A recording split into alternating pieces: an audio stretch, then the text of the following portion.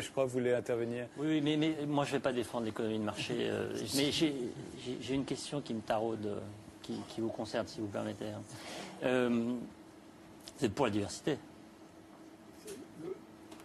Non. Oui. Non. Bon. Non.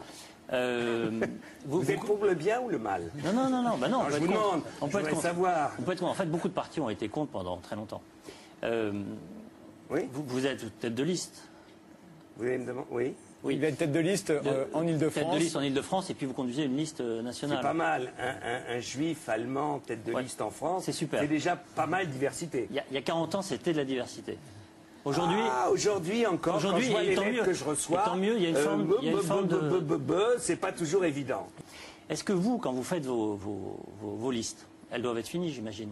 Non. Non. Il n'y a que les têtes de liste. Il y a que les têtes de liste. Il y a Eva Joly, d'ailleurs, qui est numéro 2. Qui est d'origine norvégienne. Ça, c'est blanc. C'est plus de la diversité. Ça l'était il y a quelques années, mais ça l'est plus. C'est blanc. Vous avez raison là. Est-ce que c'est un sujet pour vous? Oui. Et même une défaite. Moi, j'étais adjoint au maire de la ville de Francfort, responsable aux affaires multiculturelles. 30% d'émigrés. J'étais pendant 6 ans le médiateur dans tous les conflits, et vous avez raison, et je me suis battu pour la reconnaissance de l'immigration comme acteur de nos sociétés. Sur la situation de la diversité, pour des raisons de difficulté de l'immigration à s'intégrer dans le processus politique et le fait que les forces politiques rejettent toujours les émigrés en parlant d'eux mais en ne les laissant pas parler, eh bien on est dans cette situation que vous critiquez. Moi je crois que ça, je crois que ça va changer en fait. Moi aussi. Pour une raison qui est très simple, qui est démographique. Donc je crois que c'est dangereux de vouloir défendre, c'est pas pour vous, c'est plutôt pour vous. Je crois que c'est dangereux de vouloir défendre les immigrés, les enfants d'immigrés en disant c'est la faute des autres. Non, ils sont en train de devenir des Français comme les autres et ça on va y arriver. Non, ils sont en train, est-ce que je peux changer? Vous avez raison, ils sont en train de changer la France et les Français deviennent différents. Oui, et c'est une France différente. Et les Français les changent aussi. Et les Français les changent aussi. Et la majorité change, la minorité. Ensemble, on est en train de reconstruire une nouvelle société européenne. Moi, ce que je ne suis pas d'accord, c'est quand on dit ils deviennent des Français comme les autres. C'est pas vrai. Ils ne deviennent pas des Périgourdins. Ils deviennent...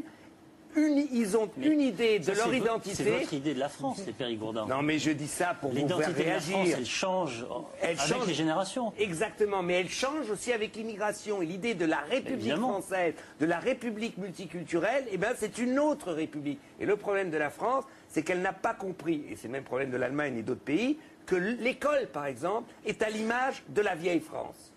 Que l'école de Jules Ferry, c'est la vieille France. Et qu'aujourd'hui, c'est un autre problème. C'est plus l'intégration de la paysannerie. Et que justement, la société multiculturelle nécessite une autre école. Un autre type d'école. Et là, la France est bloquée. Pas seulement la France, l'Allemagne, je peux vous donner des exemples. La Hollande. La Hollande, qui s'est organisée sur des piliers, est une société de l'indifférence. On ne regardait pas ce qu'étaient les autres, etc., etc. Donc ce n'est pas une accusation contre la France. Je crois que toute l'Europe, aujourd'hui, est en train d'être changée, chamboulée, dans son identité, son comportement avec et par l'immigration, et que tout le monde change, l'immigration et les autochtones européens. On est d'accord là-dessus? Serge Latouche? Oui, moi je vous trouve bien optimiste. Je suis tout à fait d'accord avec ce que dit Daniel sur la façon de la société multiculturelle. On essaye de gérer une situation malsaine, de toute façon une situation qui deviendra ingérable. Je le vois déjà, moi je voyage beaucoup en Italie, j'ai beaucoup d'attaches en Italie.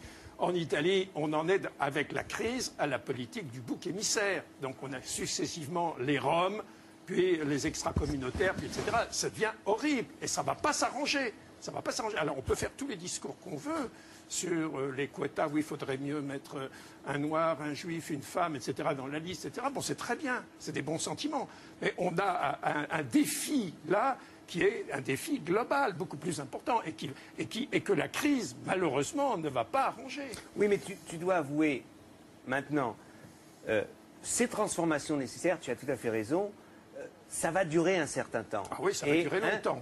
Et on est obligé, si on ne veut pas qu'il y ait une désintégration totale de nos sociétés, d'agir aujourd'hui, même si ce sont que des remèdes pour calmer. Sinon parce que moi j'ai peur, parce que l'Italie est un bon exemple, c'est une société d'une violence incroyable au bord de la guerre civile. Regardez ce qui se passe en Italie, et c'est une société qui se désintègre. L'Italie est une société encore à l'heure actuelle dominée par l'Église ou par une christianité qui est pleine de bons sentiments, qui dit qu'il faut intégrer. Enfin, pleine de bons sentiments. Si, quand même, ce sont les.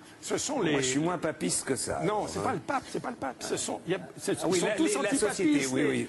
des associations. C'est vrai, toujours à base de main. C'est eux qui vont. Moi, j'ai connu beaucoup de missionnaires, des Comboniani, des Saverani, qui vont le soir ramasser les gens qui sont dehors, qui les accueillent parce qu'ils ont d'énormes structures, des séminaires vides, etc., qui recueillent les clandestins, des villages italiens, parce qu'il y a en même temps des expériences admirables, villages italiens de Calabre, qui ont accueilli des bateaux d'émigrés, les ont intégrés, leur ont donné des maisons et tout, extraordinaire. Mais en même temps, objectivement, comme on disait autrefois, il y a des contradictions insolubles. Les contradictions, vous avez l'air de dire qu'il y a des oppositions qui pourraient devenir frontales. Dernier mot, parce qu'on va devoir s'arrêter. Quand elles sont instrumentalisées par des mouvements politiques comme la Lega dans le nord de l'Italie et par un Premier ministre, un président du Conseil, effectivement, ou un maire de Rome, pour les Roms, c'est le maire de Rome. Ou alors une politique comme en France, on te donne des quotas pour expulser les gens. C'est horrible. On dit au préfet et partout, trouvez-moi cette semaine 15 personnes à expulser. Mais donc il faut comprendre aussi que dans les structures policières de l'État en France, il y a aujourd'hui une tentative aussi du bouc émissaire, comme la crise est ingérable pour beaucoup. On essaye de faire payer sur le dos, par exemple, de ce qu'on appelle les sans-papiers, on leur fait payer le prix de la crise.